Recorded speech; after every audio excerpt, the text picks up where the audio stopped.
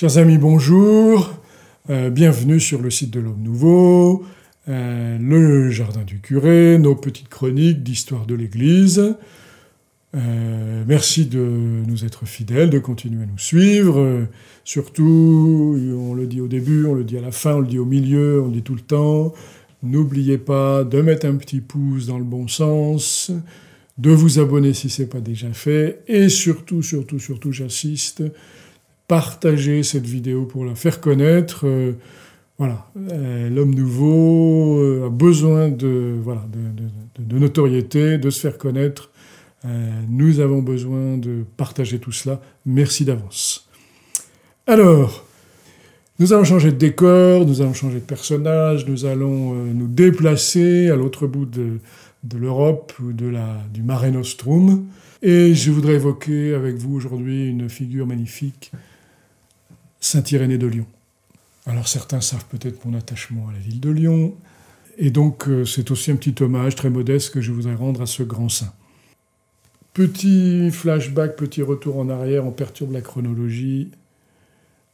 Dans les années 1940, en Haute-Égypte, un paysan du Nil qui avait quelques soucis de vendetta dans son village se cache dans une grotte, dans la falaise, au bord du désert, et dans cette grotte, il découvre, cachée, enfouie sous les gravats, une jarre, et quand il ouvre cette jarre, il y trouve une collection de livres, une trentaine de livres, reliures en cuir, écrits sur du papyrus, dans la langue copte.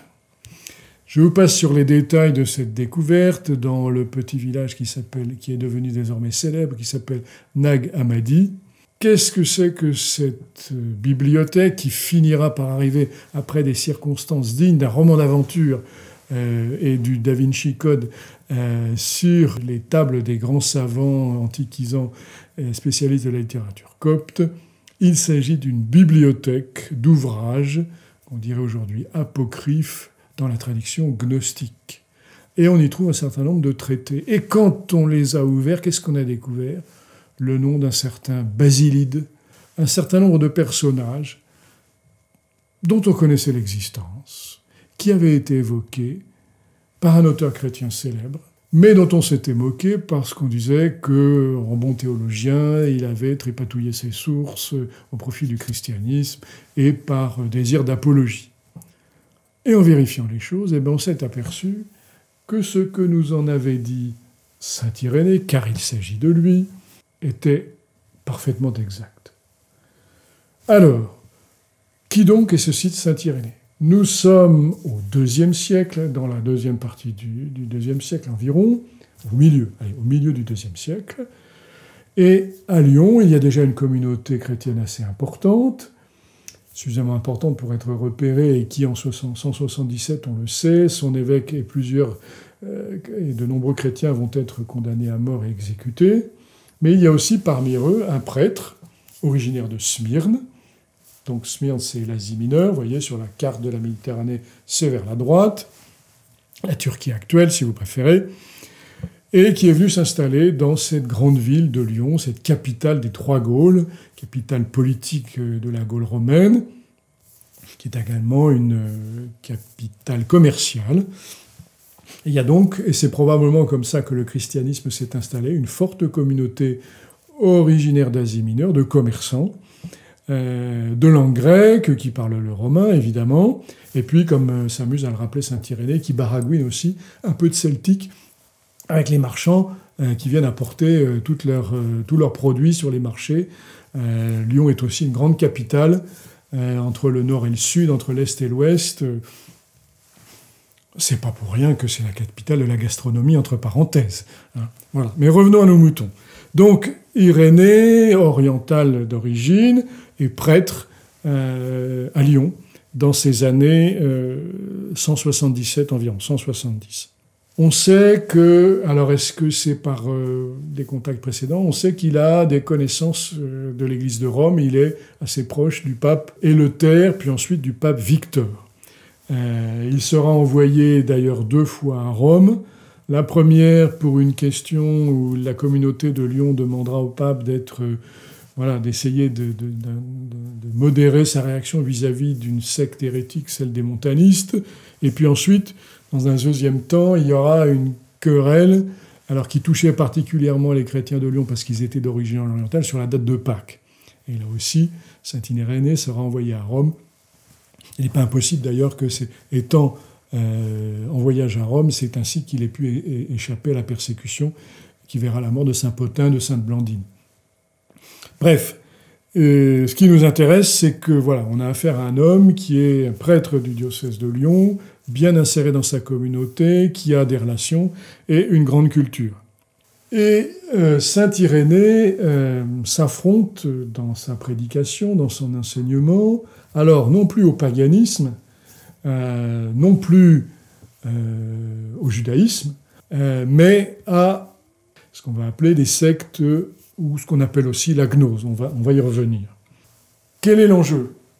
En fait, si vous voulez, on est au début de l'histoire de l'Église, les communautés chrétiennes disposent des évangiles, des lettres de saint Paul, mais malgré l'existence d'un certain nombre de prédicateurs, de ceux qu'on appellerait aujourd'hui des théologiens, des enseignants, les fameux enseignants, nous parlerons aussi d'Origène et d'autres grands maîtres de la pensée, premiers maîtres de la pensée chrétienne, ces gens-là, le message chrétien n'a pas eu le temps d'acquérir toute l'élaboration qui sera la sienne au cours des siècles. Il faudra du temps. Il faudra les grands conciles œcuméniques, il faudra les grands pères de l'Église, les saints Basile, les saints Grégoire, les saints Augustin, etc., pour que voilà, le message chrétien se renforce de l'usage de la raison pour rendre compte de la parole divine. Et pour l'instant, si vous voulez, on ne dit pas que chacun croit ce qu'il veut, c'est pas la question, mais les moyens de vérifier si ce qu'on dit, ce qu'on enseigne, etc., sont bien fidèles à l'Évangile sont moins prégnants, et par conséquent, voilà. Par ailleurs, les chrétiens ne vivent pas dans des bulles, et le monde romain, le monde grec, le monde hellénistique, avec la capacité de voyager, d'aller d'un bout à l'autre de la Méditerranée, fait que, voilà, il y a autant les marchandises que les idées sont brassées, les religions, les groupes. Il n'y a pas de séminaire obligatoire, il n'y a pas de faculté de théologie avec des diplômes, il n'y a pas l'Inquisition non plus pour contrôler les idées, la circulation de la pensée, etc. Et donc, je dirais qu'il y a un pullulement, un fourmillement d'écoles.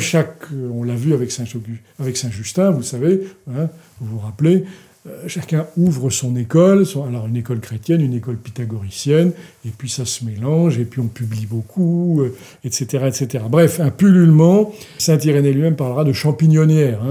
Et donc, l'enseignement de l'Écriture sainte, l'enseignement des communautés juives, celle des communautés chrétiennes, etc., sont brassés, mélangés, et on a affaire à un certain nombre de mélanges. La tentation du syncrétisme, la difficulté d'abandonner toute sa culture grecque, toute sa culture romaine pour devenir chrétien. C'est vrai que quand on a connu la haute pensée de Platon, certains considèrent que c'est quand même déchoir, et donc on commence d'essayer d'accommoder la philosophie et l'enseignement du Christ, et parfois les codes sont mal taillés, et parfois c'est un peu compliqué. Et parmi ces courants de pensée, parmi toutes ces sectes, etc., il y a quelque chose qu'on va mettre dans une boîte sous le nom de gnose, qui, en gros, et pour faire très court, dit, voilà, pour découvrir Dieu, il faut connaître. Pour être sauvé, il faut connaître. Il ne s'agit pas de croire, mais il suffit, si vous connaissez la vérité, vous serez sauvé. Et vous échapperez à la matière, et vous entrerez dans la divinité. Voilà. Donc, c'est le salut, non pas par la foi, mais par la connaissance. On le sait, le mot grec « connaissance », c'est le mot « connaître », c'est gnosein, gnose, qui a donné la gnose, voilà, tout simplement. Mais, attention, la difficulté, c'est de ne pas voir, mais on en reparlera, de voir ça un ensemble. En gros, retenons, c'est ça qui est le plus important, une tentation qui est éternelle, d'ailleurs, c'est de croire qu'on est sauvé parce qu'on sait. Voilà, on connaît une vérité, peu importe la vie que je mène, peu importe je sais, donc je suis sauvé. Et donc, saint Irénée va s'attacher comme catéchiste, comme prêtre et comme enseignant à réfuter ce qu'il appelle la gnose au nom menteur. Dans un énorme volume que la tradition a appelé « Contre les hérésies ». Alors, ce qui est très intéressant, un petit peu ennuyeux, je vous l'avoue, hein, mais très intéressant, et qui a été vérifié par les fameuses découvertes de Nag Hammadi, c'est qu'il commence par faire de manière très... Comment je vais dire ça?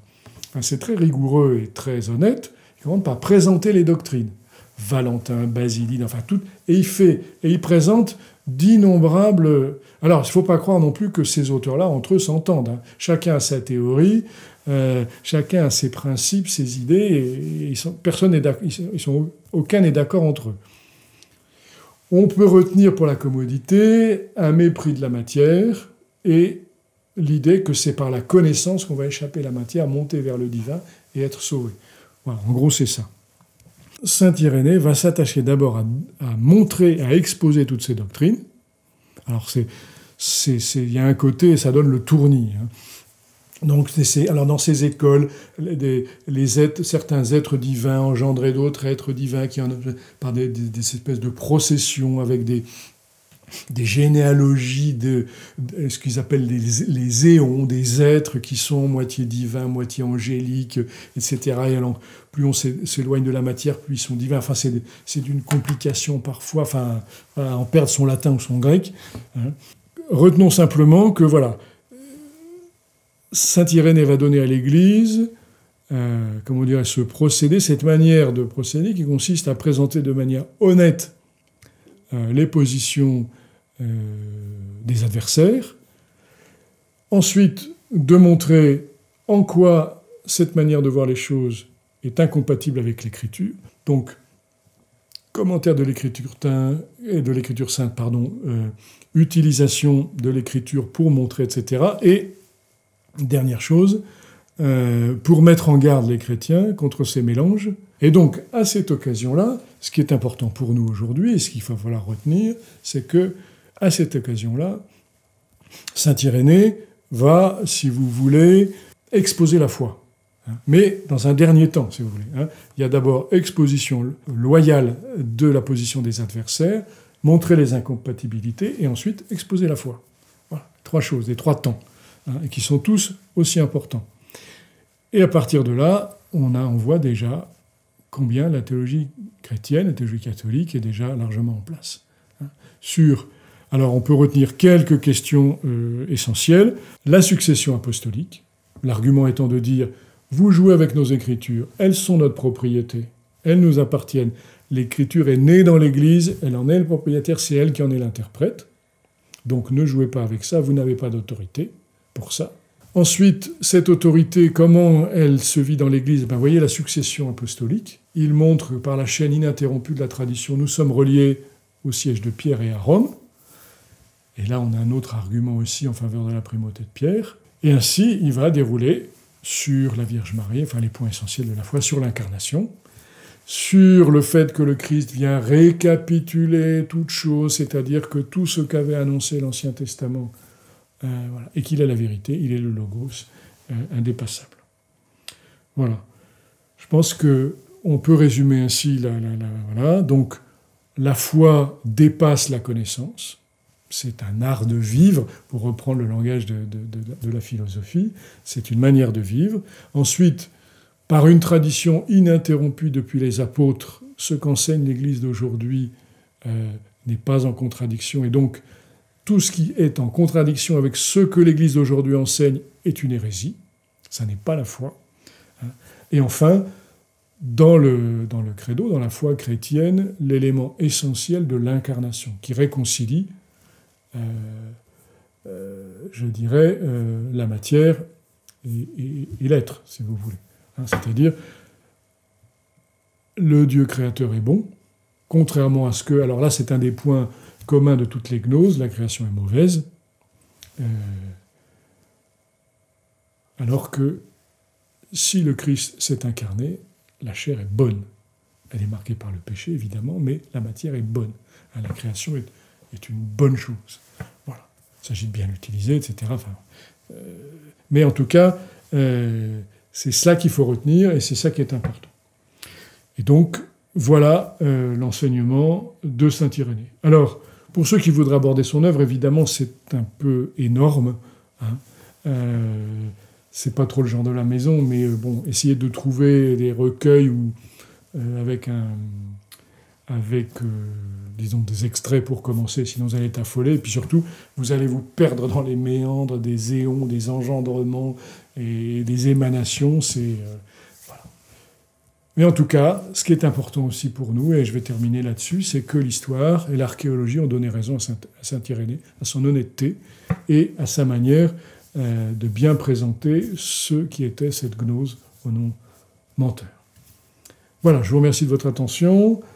Encore une fois, n'oubliez pas le partage, les petits pouces et compagnie. Et je vous dis à bientôt. Et merci.